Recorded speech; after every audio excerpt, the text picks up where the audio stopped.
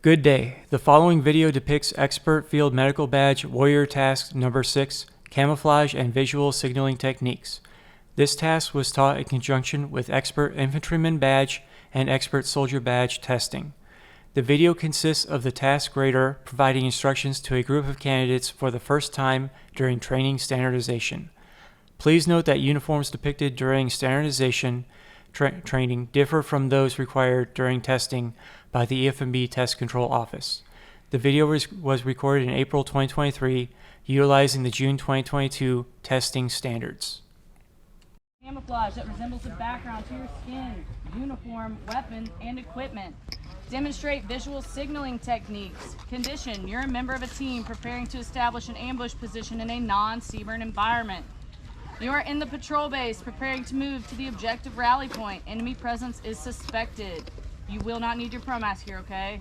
Just want to reiterate that. Standard: correctly apply camouflage within 10 minutes or less. Correctly demonstrate each of the 15 visual signaling techniques within 10 seconds of receiving the prompt. Here is your camouflage standard. Subtly employ realistic camouflage that resembles a background without overdoing. Use natural or artificial materials to break up regular shapes and outlines. I don't know what everyone's allergic to, so you're not going to pull stuff from the wilderness. You're just going to use burlap, all right? Reduce possible shine by covering or removing items that may reflect light. That's watches, rings, necklaces, dog tags, and your BFA. All right, watches are fine. Just roll your sleeves down and cuff them. Rings are also fine. You're going to have your gloves on anyway. The BFA, I get it, it's part of the uniform. So today we're going to go ahead and tape it up, or you can tape it up on test day prior to testing. All right, we're just going to cover up that yellow. Also, necklaces and dog tags, you can either take them off, put them in your pocket, or just button your top button, okay? Camouflage your exposed skin. You're going to put your gloves on like we all just covered. Cover your skin oils using paint sticks, even if you have very dark skin. Use the color chart when applying paint on the face. There's the color chart right there on the board. You can use any brown, green, or black. Just please do not use white or any unauthorized color. Paint high, shiny areas, your forehead, cheekbones, nose, ears, and chin with a dark color. It doesn't say it has to be black, so you can use dark green. Paint low, shadow areas around the eyes, under the nose, and under the chin with a light color. That can be light green. Paint exposed skin on the back of the neck, arms, and hands with an irregular pattern. So take all those colors you just used and then put them on the front and backs of your necks. Camouflage your uniform and helmet. Roll your sleeves down and fasten all buttons, zippers, and Velcro. Wear unstarched uniforms. I doubt we do that anymore. If you do, you're super high speed. I do not care if you wear a faded uniform. Mine is faded as well. I've been in the field for like 4 months now. So your flick and your kit are gonna look something like this. You're gonna have 3 pieces of burlap on your ACH like so. If it's your unit SOP to have that camo netting on top of your ACH already, leave it how it is and just tuck 3 pieces of burlap in it. Your flick's gonna look like this. You're gonna have 4 pieces of burlap on it. It's easiest to attach it to whatever buckles are right in front of you. So these top 2 right here, and whatever pouches are easiest to reach. I just need 4 pieces on your flick. That's it. I don't care what pouches it goes on. All right. Also, a lot of people with the little mag pouches and the buttons, leave it how it is. You don't need to black it out. You don't need to put tape on it. You don't need to put tape on your mags. They're fine the way they were issued to you, okay? I do, however, ask that if you have big shiny carabiners or any colored stuff on you, take it off, put it in your pocket. You should have a subdued flag on. If not, and it's colored like my example here, you're just gonna take it off and put it in your pocket, all right? Camouflage your personal equipment. Like we just covered, remove all your shiny items like big carabiners. You're also gonna have 3 pieces of burlap on your M4 as so. I am not concerned with where it's at on your M4 as long as it's on the weapon and not the sling. That kind of defeats the purpose. I'm not gonna ask you to look down your sights or anything crazy like that. I'm just gonna count pieces of burlap. So when you're done and you have your ACH iPro gloves on and your weapon slung, we are just gonna count for 10 pieces of burlap total. We're gonna have you do a 360, check the back of your neck, and then you're gonna be good to hook, all right?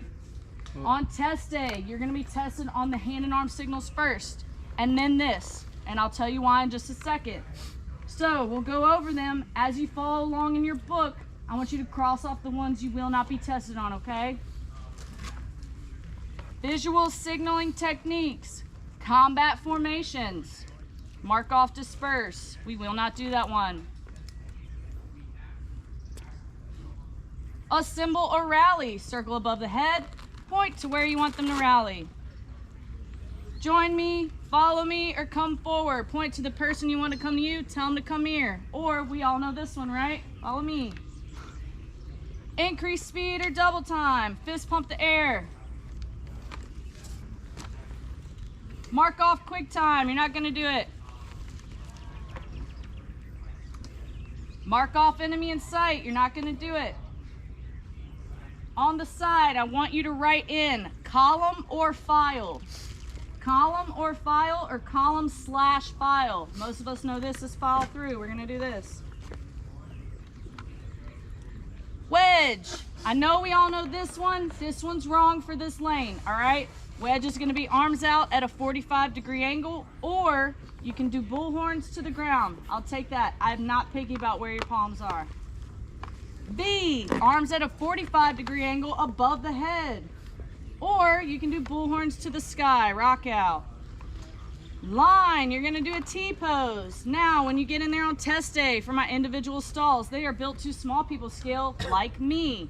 So, those of you tall people with a large wingspan, when I tell you to do a line, you're gonna look like this. It's still a go. Coil, mark it off, you're not gonna do it. Staggered column, mark it off, you're not gonna do it. Battle drills, the only battle drill I'll test you on here is Seaburn, so gas, gas, gas.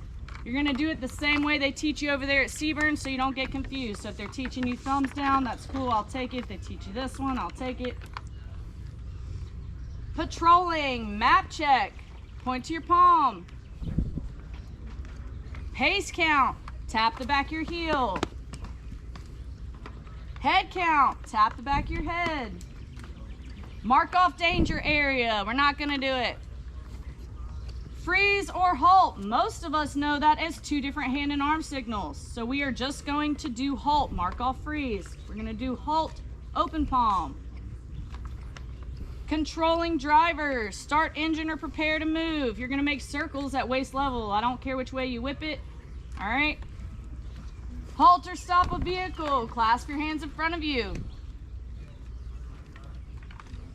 Left or right turn, mark it off, you're not gonna do it. Move a vehicle forward, palms towards you, tell them to come here. Move a vehicle in reverse, palms towards them, tell them to go away. Stop an engine, mark it off, you're not gonna do it.